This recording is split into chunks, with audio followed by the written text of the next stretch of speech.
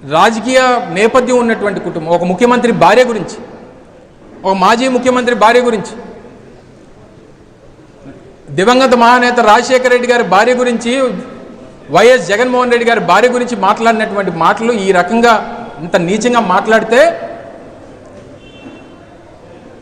ఏ ఒక్కరు తెలుగుదేశం పార్టీలో ఈరోజు మాట్లాడుతున్నటువంటి సోకాల్ నాయకులు, సోకాల్ మంత్రులు, మరి వారికి అప్పుడు మహిళా లోకం గుర్తురాలేదా? మహిళల పట్ల చేసినటువంటి అనుచిత వ్యాఖ్యలు గుర్తురాలేదా? ఈ చేసినటువంటి వ్యాఖ్యలకి వారిని ఏ రోజైనా సంజాయిషి అడిగారా?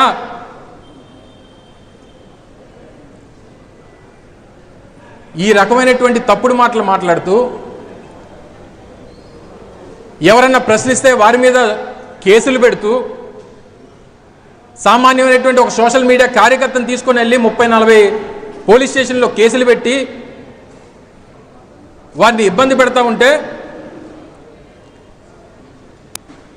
ఈ ప్రాంతంలో ఉన్నటువంటి నాయకుడిగా మా కార్యకర్తలకు భరోసా ఇవ్వాల్సినటువంటి బాధ్యత ఉన్నటువంటి మాలాంటి వారు తిరగబడకపోతే మరింత పేట్లేకిపోయేటువంటి పరిస్థితులు వస్తాయి. దానికి అడ్డుకట్ట వేయడానికి మాత్రమే నా తాలూకా ప్రతిస్పందన అని చెప్పి ఈ సందర్భంగా తెలియజేస్తా ఉంది. ఇదొక్కడే కాదు, అనేక మార్లు ఇదొక ప్రసంగం చూడండి.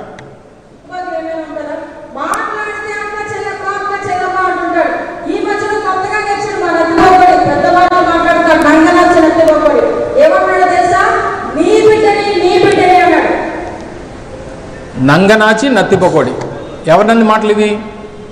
ఒక ముఖ్యమంత్రిగా ఉన్నటువంటి జగన్మోహన్ రెడ్డి గారిని ప్రతిపక్షంగా ఉన్నటువంటి వారు మాట్లాడినటువంటి మాటలు అవి. ఈ టైప్ ఆఫ్ యాటిట్యూడ్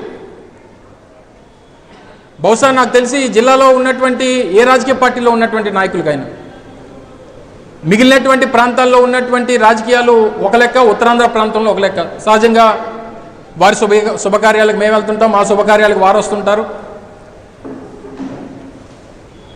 కానీ ఇక్కడ ఉన్నటువంటి మొత్తం సాంప్రదాయాన్ని, ఉత్తరాంధ్ర ప్రాంతంలో ఉన్నటువంటి పూర్తి సాంప్రదాయాలన్నింటినీ కూడా కాలరాసేటువంటి కార్యక్రమం చేశారు. వీరు మాట్లాడతారు, వీరికి వారి పార్టీ నాయకత్వం, పార్టీ నాయకులు ఒకరి గురించి మాట్లాడితే, ఒక వ్యక్తి గురించి మాట్లాడితే రాష్ట్రంలో ఉన్నటువంటి 2.5 కోట్ల మంది మహిళల గురించి మాట్లాడినట్టుగా చిత్రీకరిస్తారా? మీ అందరికీ ఈ సందర్భంగా నాకు మహిళల పట్ల ఉండేటువంటి గౌరవం, నేను 15-16 సంవత్సరాల వయసులో నా తండ్రి పోయాడు. నేను, మా అక్క, నా తల్లి, నా కుటుంబానికి పెద్దగా ఉన్నటువంటి నా తండ్రిని కోల్పోతే నా కుటుంబాన్ని, నన్ను, నా అక్కని చదివించి పెద్దలు చేసి ప్రయోజకుల్ని చేసి రాజకీయంగా నా తండ్రికి ఉన్నటువంటి